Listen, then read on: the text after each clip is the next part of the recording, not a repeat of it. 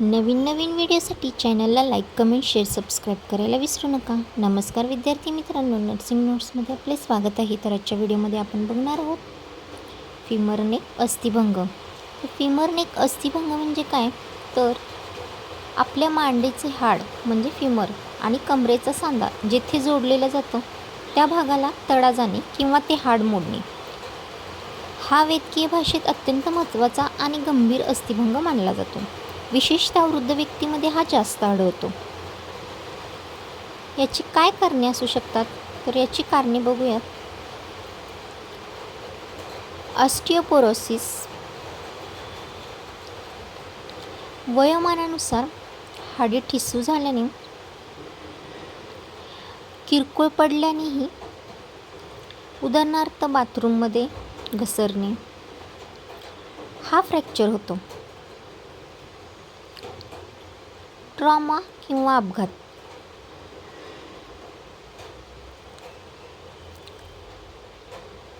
तरुण रुग्णामध्ये तीव्र स्वरूपाचा अपघात किंवा उंचावरून पडल्यामुळे हा भाग मोडतो, त्यामुळे हा अस्थिभंग होण्याची शक्यता असते. हाडांचे आजार,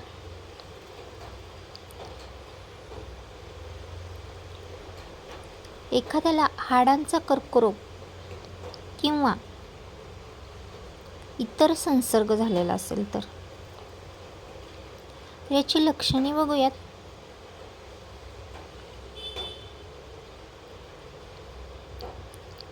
तीव्र वेदना होतात, कमरेच्या सांध्यामध्ये आणि जांघेत प्रचंड वेदना होतात.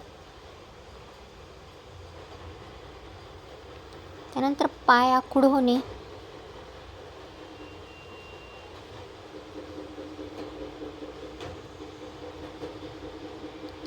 बाधित पाय निरोगी पायापेक्षा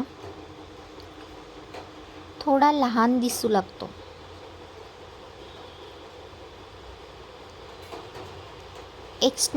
एक्स्टर्नल रोटेशन, बाधित पाय आणि पाऊल हे बाहेरील बाजूला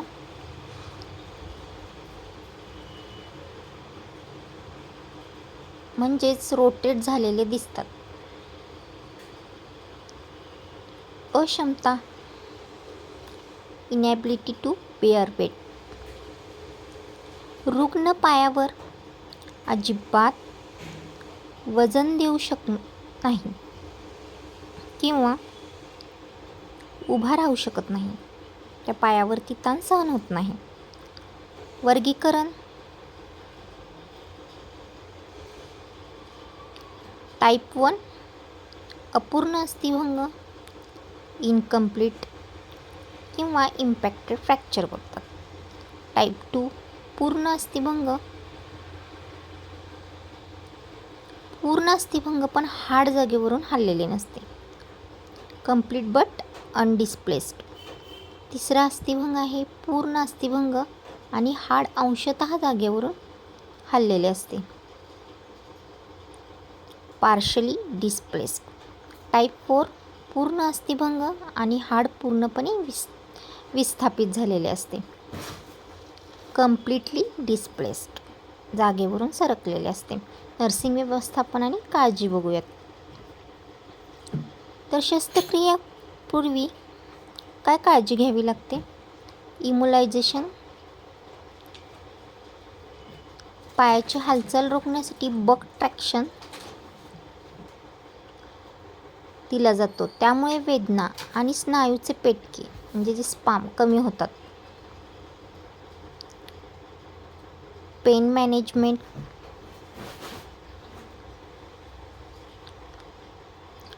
डॉक्टरांच्या सल्ल्यानुसार वेदनाशामक औषधे,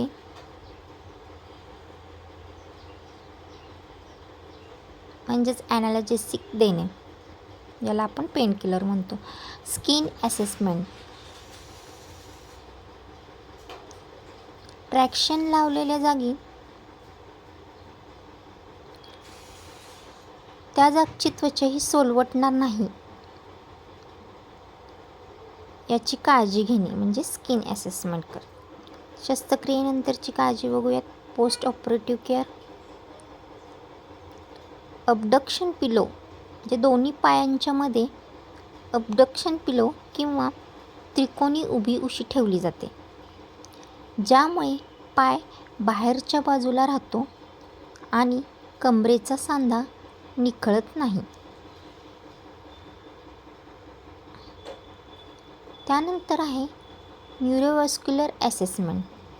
पायाचा रंग, तापमान, पल्स आणि बोटाची हालचाल नियमित तपासणे.